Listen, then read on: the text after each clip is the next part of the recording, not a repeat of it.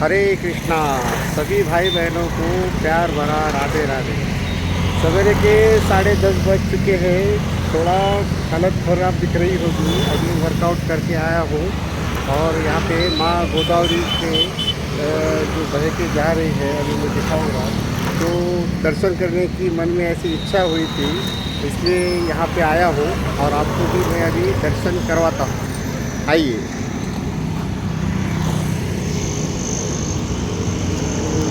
ये देखिए भाइयों बहनों कि जो माँ गोदावरी जो है अभी पूरी तरह लबालब बह के जा रही है। तो इस ओर से आती है, इधर विष्णुपुरी डैम है। इधर से जो आते हुए इधर की ओर निकल जाती है। इसके आगे इधर पोचमपाड़ प्रोजेक्ट है काफ़ी बड़ा, तो वहाँ पर जाके वहाँ उसकी ओर निकल जाती है। तो शास्त्रों में अपने लिखे वाला है कि जो बहता जल होता है ऊर्जा का स्तोत्र होता है। इसमें साक्षात माँ गंगा के जो जितने भी उपनदियाँ होती है, जैसे अभी आप देख रहे हो माँ गोदावरी है, ये माँ गंगा के ही उनके अनुयायी होते हैं, उनके ही सहचरणी होती है। तो यहाँ पे अपने सनातन धर्म हमें शास्त्र हमें सिखाता है कि हमें इस ऐसा जो बहता जल होता है, बहता जल पर हमें जाकर हमें हरे कृष्णा कृष्णा कृष्णा हरे हरे, हरे राम राम राम हरे हरे, ये महामंत्र हमें इस जब भी अपन चाहे पैदल गुजर रहे हो या मोटरसाइकिल पे हो या कार पे हो, तो हमें ये महामंत्र ये सदा जप करना चाहिए। कम से कम जो अपने जो इष्ट है राधा रानी कृष्ण का तो भी नाम जप करना चाहिए, क्योंकि ये जो बहता जल होता है ये ऊर्जा का स्तोत्र होता है। और इस अपन जो नाम भगवंत का जो नाम जप करते हैं, तो वो जो नाम जप पे अपने वो हमें उसका फल अच्छी तरह मिल सकता है, या भगवंत को शायद ऐसा अपने शास्त्र में लिखे हुआ है कि वो उसे जो माँ गंगा है या माँ गंगा की सहचरणी माँ गोदावरी है जो आप देख रहे हो, ये उन तक भगवंत तक अपना भाव अपना प्रेम अपने आर्त पुकार पहुँचाने का वो काम करती है। तो मित्रों, अपन कभी भी अभी याद रखिए कि अपन जिस जलाशय पे से जा रहे हो, जहाँ पे बहता पानी हो, वहाँ पे हरे कृष्णा महामंत्र या राधा का नाम जप, कृष्ण नाम जप हमें करते ही रहना चाहिए। ये हमें अपना सनातन धर्म सिखाता है। मैं तो अक्सर ऐसा ही करते रहता हूँ, आप भी ऐसा कीजिए। ये जो देख रहे हो नांदेड़ का हमारा जो भाग है, इधर जो स्मशान भूमि है ये इधर के लिए, तो यहाँ पर शव जलाए जाते हैं लकड़ी द्वारा। यहाँ पे कुछ इलेक्ट्रिक जो होता है उसका जो इलेक्ट्रिकली वो जलाने का यहाँ पे सुविधा नहीं है, अभी शायद बनेगा कुछ दिन में। ये जो बिल्डिंग ऊंचे दिख रही है वे गुरुद्वारा संबंधित है। वो जैसा उसे अपन धर्मशाला बोल सकते हैं, निवास स्थान ऐसा। तो ये काफ़ी श्री गुरु गोविंद सिंह जी महाराज का समाधि स्थल रहने से यहाँ पे देश विदेश से यहाँ पर काफ़ी यात्रिकरू आते हैं।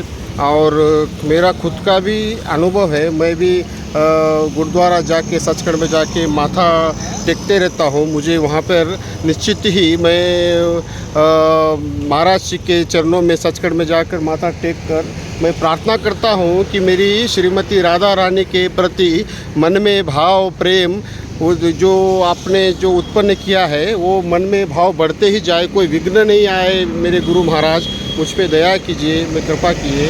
मैं ऐसे विषय नित्य प्रार्थना करते ही रहता हूँ। और हमें भी हम सभी को ऐसे ही प्रार्थना करना चाहिए कि जो अपने कोई इष्ट है, अपने गुरु है या जो बड़े जो परिजन जो होते हैं उनके पास कि भगवंत प्रति ही, सिर्फ कृष्ण प्रति ही, राधा रानी प्रति ही मन में भाव उत्पन्न हो और प्रेम बढ़ता ही जाए। बाकी और क्या मांगना चाहोगे? क्या जो संसार में जो छोटी मोटी जो सुख दुख है ये प्रारब्ध अनुसार आते ही रहता है, जाते ही रहता है।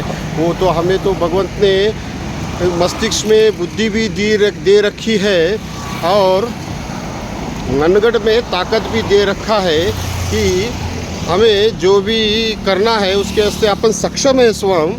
और प्रारब्ध के अनुसार जो बुद्धि के एक दूसरे को किसी को कम किसी को ज़्यादा हो सकता है, शरीर भी प्रारब्ध अनुसार किसका सुदृढ़ या कोई रोगी हो सकता है। इसमें अपन क्यों रोते बैठना चाहिए? जो भगवंत जो प्रारब्ध अनुसार, प्रारब्ध यानी अपन ही अपने स्वयं के कर्म विधाता होते हैं, अपन ही भगवान होते हैं। ये प्रारब्ध में ये सुख दुख जो अमीरी गरीबी देख रहे हैं तो ये कुछ मुझे उससे कुछ ज़्यादा कुछ महसूस नहीं होता।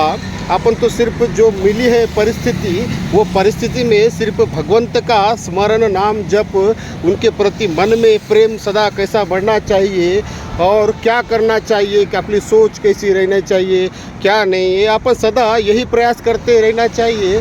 बाकी के लिए तो अपन स्वयं ही जो छोटे मोटे अपने जो बुद्धि द्वारा प्रारब्ध अनुसार बुद्धि भी मिली होती है, वो बुद्धि द्वारा ही तो कोई कम अधिक धन कमाते रहता है, जिसका उसके प्रारब्ध से वो चलते ही रहता है।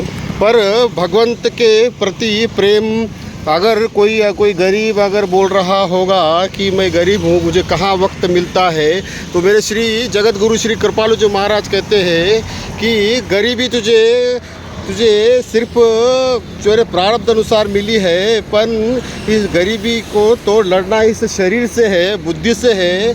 अरे मूर्ख, तुझे तो ये मन तो दे रखा है, वो मन में मैं साक्षात तो हूँ और विराजमान हूँ। ये सिर्फ तुझे जानने की ज़रूरत है और मानने की ज़रूरत है। इससे गरीबी अमीरी का कोई भी फ़र्क नहीं है। अमीर अपने मज़ों में जी रहा है, उसी को किसी की ज़रूरत नहीं, और गरीब तो सिर्फ बहाने बताते जा रहा है कि मुझे कहाँ वक्त है भगवंत स्मरण का, साधना का।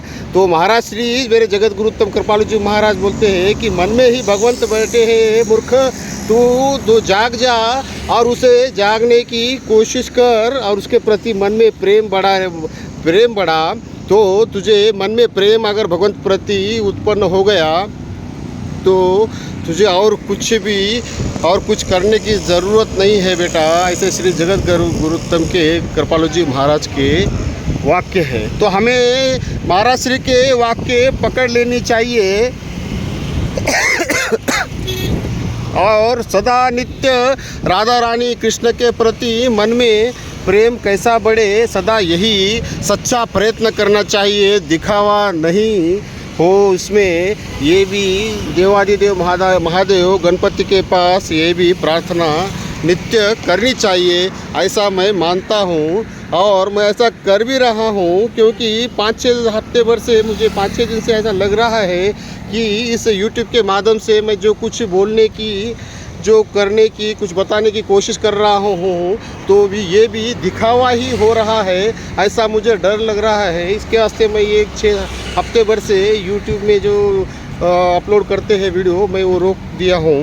पर अभी आज एक इच्छा हो गई तो आज एक छोटा सा मन में हल्का सा विचार आया कि अपन ये जलाशय जो बहता जाता है इसका महत्व क्या है, आपसे मुझे पता है गुरुवाणी द्वारा, और आपको मैं ये बताने की मेरी इच्छा हो गई, इसलिए मैं ये आपके साथ शेयर कर रहा हूँ। कुछ अच्छा लगा मेरे भाई मेरे बहनों तो ले लीजिएगा। हरे कृष्णा।